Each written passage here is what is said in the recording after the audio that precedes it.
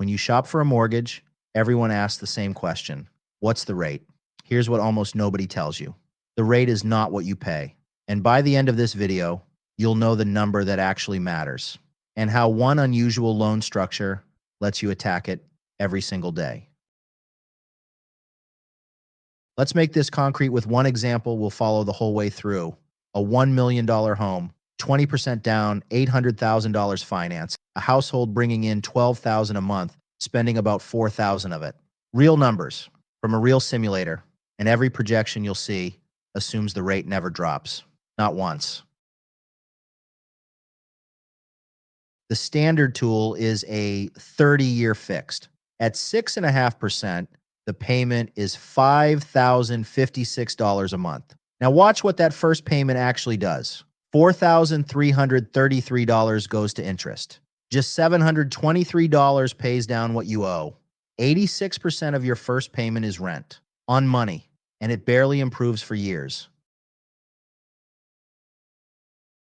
Run that forward. After 6 full years, 72 payments, over $360,000 out of pocket, this household would still owe $736,000. The loan is designed to collect interest first and build your equity later. That's not a scandal. It's just the design, but it's not the only design.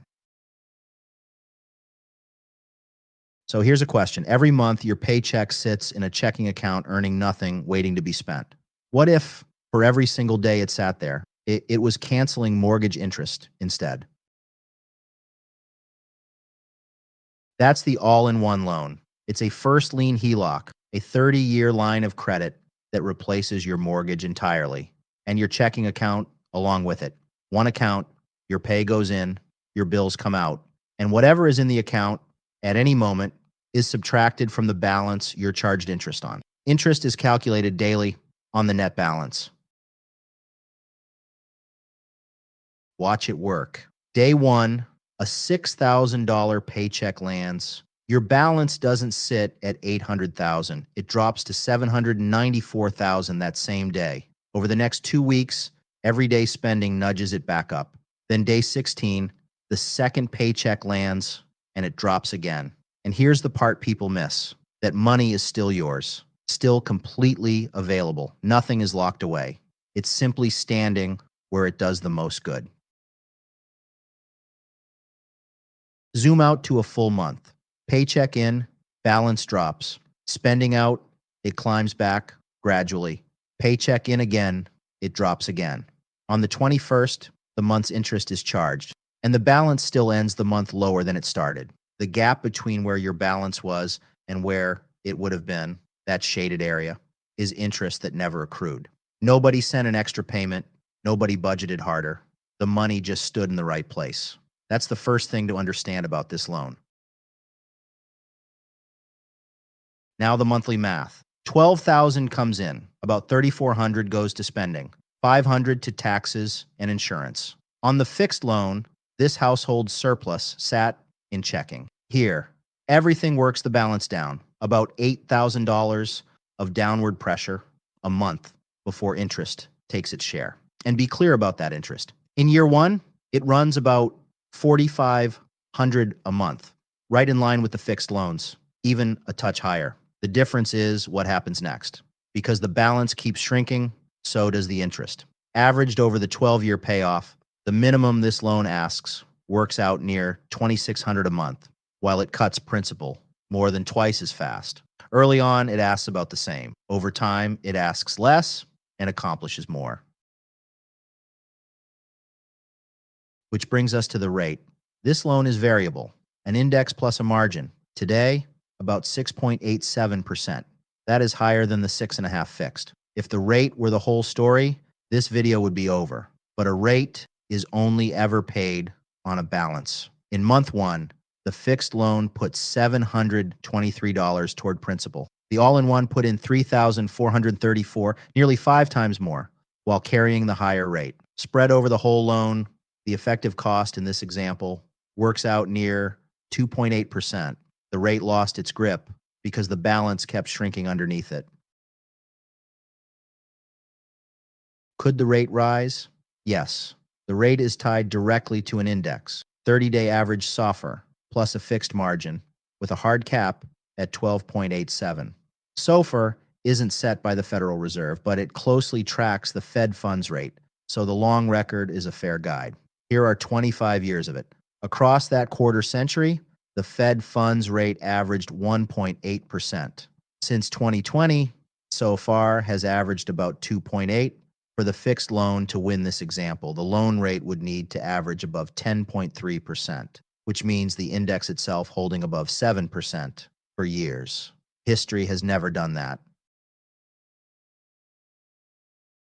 Put it all together, and here's the race. The teal line is the 30-year fixed, easing down on schedule. The gold line is the all-in-one. Year 3, $108,000 further ahead. Year 5, $194,000. Year 7, $292,000 more equity. Same house, same income, same spending. On this path, the entire loan is gone in 12.4 years, and the total interest bill is $390,000 instead of over $1 million. That's $630,000 kept. And because it's a line of credit, the equity you build isn't buried in the walls. You keep access to the line for the full 30 years. For the first 10, the limit stays at the original amount.